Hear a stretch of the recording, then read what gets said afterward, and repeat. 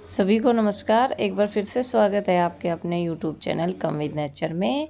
आज हम बात करेंगे कि अगर कोई प्लांट आपका गर्मी से ख़राब हो जाता है, यानी अगर वो सीधे धूप में रह गया और फिर वो इस तरह से जल जाता है, तो उसको किस तरह से बचाना है। मेरा ये जो प्लांट है, ये वनरिंग जू का प्लांट है। एक बहुत ही खूबसूरत सा पौधा है और जैसे अगर इसे धूप में रखते हैं तो इसके जो पत्ते हैं वो इस तरह से आपको दिख पा रहे हैं, पर्पल कलर के हो जाते हैं, और अगर शेड में रहता है तो ग्रीन रहते हैं और उसमें धारिया जैसा दिखता है। अगर आपकी किसी प्लांट की ऐसी हालत हो रही है तो उसका सीधा सा मतलब यही होता है कि ये प्लांट आपका धूप में रहा है।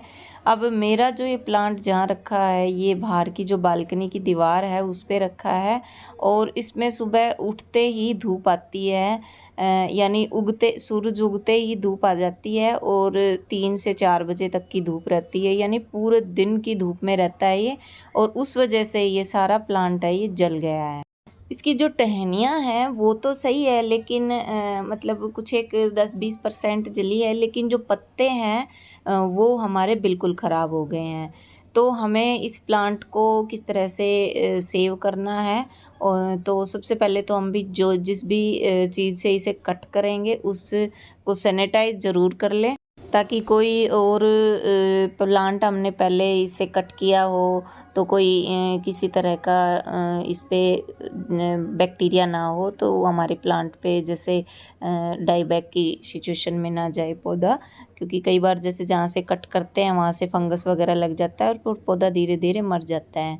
तो ये आप प्लांट देख पा रहे हो, मैंने नीचे उतार लिया है, और इसकी जो सूखे हुए पत्ते हैं या फिर सूखी हुई ब्रांचें बहुत कम है, लेकिन जो प्लांट की जो खूबसूरती है वो इसके पत्तों से है, और वही सारे जले हुए हैं, तो मैं इसे ऊपर से यहाँ से कट कर देती हूँ। ऐसा इसलिए करना है क्योंकि अगर हम सूखे पत्ते हटाएंगे तो सिर्फ टहनियाँ टहनियाँ दिखेंगी, जो कि बिल्कुल भी अच्छी नहीं लगेगी, और अगर हम इस तरह से कट कर देंगे तो हमारे जो प्लांट में जब नए नए पत्ते आएंगे तो वो पूरा ऊपर से भर के आएगा। और ये तरीका मैंने पहले भी बता रखा है कि प्लांट को बूसी कैसे बनाना है। वनरिंग जो बहुत ही खूबसूरत सा एक हैंगिंग बास्केट में लगने वाला पौधा है, क्योंकि ये नीचे बेल की तरह फैल जाता है। मैंने भी ये एक 4 फीट के आसपास की जो सामने दीवार है उस पर रख रखा था, और ये नीचे तक काफ़ी फैला हुआ था, जैसे मैंने पहले भी कई वीडियोस में आपको दिखा रखा है। तो बहुत ही खूबसूरत सा पौधा है और बहुत हार्डी पौधा है, ईजीली लग जाता है, बहुत ही आसानी से लग जाता है। मैंने भी एक छोटी सी कटिंग से ही इसके बहुत सारे पौधे तैयार किए थे, और मैं आज की वीडियो में आपको इसकी 2 या 3 तरीक़ों से जो भी कटिंग लगा सकते हैं हम, उस तरीके से आपको इसकी कटिंग लगाना अभी बताऊंगी, तो इस वीडियो को पूरा ज़रूर देखें। तो देखो, इस तरह से जब कट कर देंगे तो इसमें बहुत सारे सूखे पत्ते हैं, चाहे तो आप इसमें रहने भी दे सकते हैं। मेरा जो प्लांट है वो काफ़ी घना है, और अगर आप नहीं हटाना चाहे तो इन सूखे पत्तों को इसी में रहने दें, इसमें धीरे धीरे कंपोस्ट बन जाएगी। मैं इन्हें सिर्फ इसलिए हटा रही हूँ क्योंकि फिर अच्छे से मतलब जो प्लांट है वो क्लीन हो जाएगा। आप जो साइड में पिक्चर देख रहे हो ये मैं पुरानी दिखा रही हूँ आपको, क्योंकि ऐसे जब ये प्लांट मैंने इस तरह से पहले भी ऐसे कट किया था और आप लोगों के साथ शेयर किया था, तो इस तरह से ये घना बनता जा रहा है, जो मैं साइड में आपको इसकी पिक्चर दिखा रही हूँ। तो पूरा बूशी हो जाएगा, और आने वाले दिनों में जब बारिशों का टाइम होएगा तब तो इसकी जो बढ़ने की स्पीड है वो दोगुनी हो जाएगी, यानी मॉनसून के टाइम में ये प्लांट बहुत ही स्पीड से बढ़ता है। तो अब जैसे इसकी जो कटिंग है वो आप लगा सकते हो। वैसे तो इसकी कटिंग कभी भी किसी भी मौसम में लगा दो आप, लग जाएगी, लेकिन जो जो मानसून का टाइम आता है उससे पहले अगर कटिंग लगा देंगे तो फिर जब बारिशों का टाइम होगा तो ये काफ़ी स्पीड से बढ़ेगी, और जो प्लांट है वो काफ़ी मतलब फैल जाएगा। और ये जो हैंगिंग बास्केट में अगर आप लगाते हो तो काफ़ी खूबसूरत लगता है, ये नीचे तक फैल जाता है। तो इस तरह से हमें इसे क्लीन कर दिया है, और जो ये नीचे इसका वेस्ट बचा है इसमें से हम बहुत सारी कटिंग ले लेंगे। और अगर जैसे कई बार क्या होता है कि हमारे आसपास जो प्लांट लगाते हैं उनको हम कटिंग दे देते हैं, तो आपस में शेयर कर लेना चाहिए, मैं कई बार बोलती हूँ। तो इसकी कटिंग कैसी लेनी है, देखो आप ऐसी कटिंग भी ले सकते हो, जो ऊपर वाली यानी टिप वाला पोर्शन है ना वो लो तो ज़्यादा बेटर है।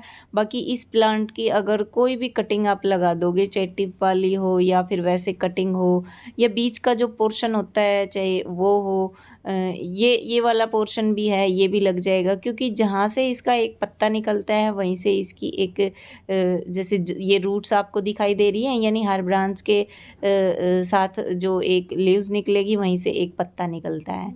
तो इजी ऐसे जो प्लांट होते हैं ना वो इजीली लग जाते हैं। जैसे एक टर्टल वाइन होती है, उसमें भी ऐसा ही होता है। तो जहाँ से रूट्स ज़्यादा निकल रही होती है वो प्लांट इजीली लग जाता है। ख़ास पर जो बिगनर्स है, यानी ख़ास तौर पर जो इन्होंने गार्डनिंग शुरू की है, अगर वो हार्डी पौधों की तलाश में है, कुछ हैंगिंग बास्केट वगैरह तैयार कर रहे हैं और उनको अगर पौधे कौन से लगाने हैं, तो उसमें एक ये सबसे अच्छा ऑप्शन है। एक तो टर्टल वाइन और एक वंडरिंग जून, क्योंकि दोनों बहुत हार्डी पौधे हैं और जो बिगनर्स हैं उनको इतना पता नहीं होता है, तो किसी भी सॉइल में ये लग जाएंगे। मान लो वैसे तो वेलडेन सॉइल ही पसंद होता है हर प्लांट को जो पॉट में लगाते हैं, लेकिन बिगनर्स थोड़ा ऊंचा नीचा गलतियां कर देते हैं, तो उनके लिए बहुत अच्छा ऑप्शन है। अब मेरे पास ये एक डब्बा पड़ा था, मैं इसमें ही आपको लगा के दिखा देती हूँ। नीचे होल करने बहुत ज़रूरी है। कोई भी पॉट होता है तो उसमें होल होना बहुत ज़रूरी होता है, ताकि हमारे से अगर एक्स्ट्रा पानी डल जाए तो वो ड्रेनेज होल से बाहर हो जाए। वेल ड्रेन मिट्टी जो होती है वो होती है जिसमें पानी रुके ना। अब हर जगह की जो मिट्टी होती है वो अलग अलग होती है, लेकिन फिर भी जैसे एक एक मतलब एक रेशो बता दिया जाता है कि भैया आप इसमें एक हिस्सा खाद ले लीजिए, एक हिस्सा रिवर सैंड जिसको बजरी भी बोलते हैं वो ले लीजिए, और एक हिस्सा आप अपने गार्डन की सॉइल ले लीजिए। तो ये जो रेशो होता है ये कहीं के भी मिट्टी हो आसपास, मतलब कहने का मतलब है जैसे कुछ चिकनी मिट्टी होती है, थोड़ी हार्ड होती है, तो अगर ये तीनों चीज़ें मतलब इक्वल मात्रा में मिला के हम करता है तो एक जो वेल ड्रेन मिट्टी है वो तैयार हो जाती है। और जैसे कि हमारे एरिया की जो मिट्टी है वो बालू रेत जैसी मिट्टी है, यानी थोड़ी वेल ड्रेन है, लेकिन फिर भी मैं उसमें थोड़ी राइस कस की मात्रा भी मिला लेती हूँ और जो रिवर सैंड है वो भी मिला लेती हूँ, ताकि पौधे में पानी रुके ना।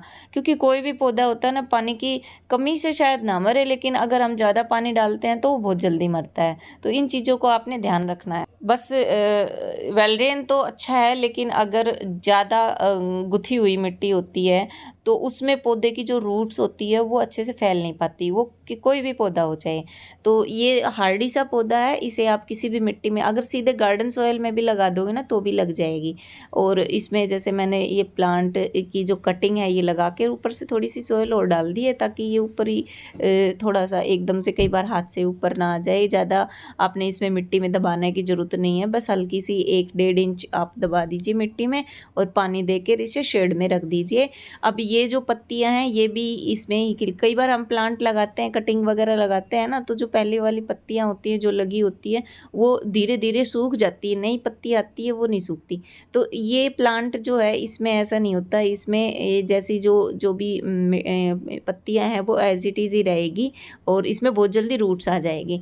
तो देखो वेल ड्रेन मिट्टी की ये पहचान होती है कि हमने जो पानी डाला वो जल्दी से हमारी मिट्टी ने सोख लिया, एक्स्ट्रा है वो ड्रेनेज होल से बाहर हो जाएगा।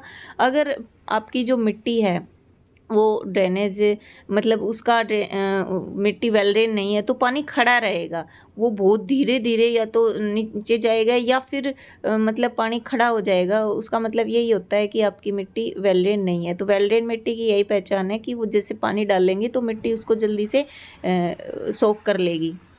तो ये एक तरीका तो कटिंग लगाने का ये हो गया। एक दूसरा तरीका और है, जैसे ये तो अब जो टिप वाली कटिंग्स थी वो ली थी हमने। एक ये इस तरह की टहनियाँ होती हैं, इनको हम ऐसे ही मिट्टी में दबा देंगे ना तो भी इसके जैसे ये जो एक कटिंग है इसकी यहाँ से और यहाँ से जहाँ से रूट्स निकलती है वहीं से एक एक इसकी ब्रांचें निकलेंगी। तो आप इस तरह से सीधा भी मिट्टी में दबा दोगे ना तो भी हमारे प्लांट तैयार हो जाएंगे। तो ये दूसरा तरीका हो गया। तीसरा जो जो तरीका है वो वनरिंग जूट को लगाने का, वो ये है कि आप कोई भी पॉट लो, उसमें होल करो। हर पॉट में होल होना ज़रूरी है, ड्रेनेज होल होना बहुत ज़रूरी है एक्स्ट्रा पानी निकलने के लिए। और फिर कुछ एक कटिंग इकट्ठा बांध लो आप इस तरह से, जैसे मैंने बांधी है। मतलब बांध नहीं रखी, इकट्ठा कर लो आप। बांधना चाहो तो किसी भी एक धागे से या एक रबड़ बैंड से बांध भी सकते हो, ताकि ये इकट्ठा रहे।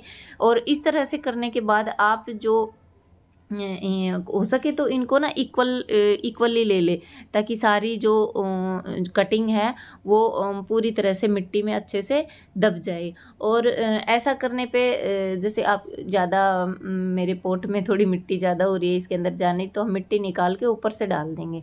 और इस तरह से जब हम करेंगे तो जो ये सारी कटिंग है ये इक्वली लेके और हमने सीधे पोट में रख देनी है इस तरह से। ऐसे इकट्ठी जब हम लगा देंगे ना, तो भी इन सभी में रूट्स आ जाएंगी। और बहुत कम चांस होते हैं इस प्लांट को ख़राब होने के। मेरे तो हुआ नहीं है, मतलब ख़राब जैसे ये प्लांट जो ख़राब हुआ है, ये तो सिर्फ सीधा धूप में रहने की वजह से हुआ है, और आप लोगों को थोड़ा सा बताने के लिए। बाकी अगर इस तरह से धूप से प्लांट ख़राब होता है तो बात अलग है, लेकिन यहाँ पे जो कटिंग हम लगा रहे हैं वो भी ईजिली लग जाएगी। ये सारी कटिंग जो मैंने इकट्ठी लगाई है, इनको थोड़ा सा इस तरह से एक बार इकट्ठा लगा के, और थोड़ा, क्योंकि थोड़ी बड़ी कटिंग्स हैं तो जैसे अभी इनमें रूट्स वगैरह कुछ आई नहीं है, तो थोड़ा फैलेंगी तो सही इस तरह से। और अब हम इसमें पानी डाल देंगे। कटिंग लगाने के बाद पानी ज़रूर डालिए, कोई भी पौधा होता है तो। और इसे नेक्स्ट टाइम पानी हमें तब डालना है जब ये ऊपर की जो सोयल है वो सूखने लगे। बहुत ज़्यादा पानी नहीं डालना है, यानी हमें ये नहीं कि आज पानी डाला है तो कल इसको फिर से डाल लेंगे। और ये जो हमारी इतनी सारी फिर भी बहुत सारी कटिंग बची हुई हैं, और इस पौधे को मैं शेड में रख दूँगी। और थोड़े जब इसमें अच्छे से फुटाव शुरू हो जाएगा, यानी नए नए पत्ते आने शुरू हो जाएंगे, और फिर हम इसे इंडोर रख सकते हैं, आउटडोर रख सकते हैं। लेकिन हमें इसे बहुत ज़्यादा धूप में नहीं रखना, क्योंकि अगर इस तरह से बहुत ज़्यादा धूप में रखोगे तो सारे जो प्लांट के पत्ते हैं वो धूप से झुलस जाएंगे। प्लांट आपका सेफ रहेगा, लेकिन जो खूबसूरती है वही नहीं रहेगी, तो उस प्लांट को रखने का क्या फ़ायदा। तो ये वीडियो आपको कैसी लगी कमेंट बॉक्स में ज़रूर बताइए, और चैनल पे नए हो तो सब्सक्राइब करें।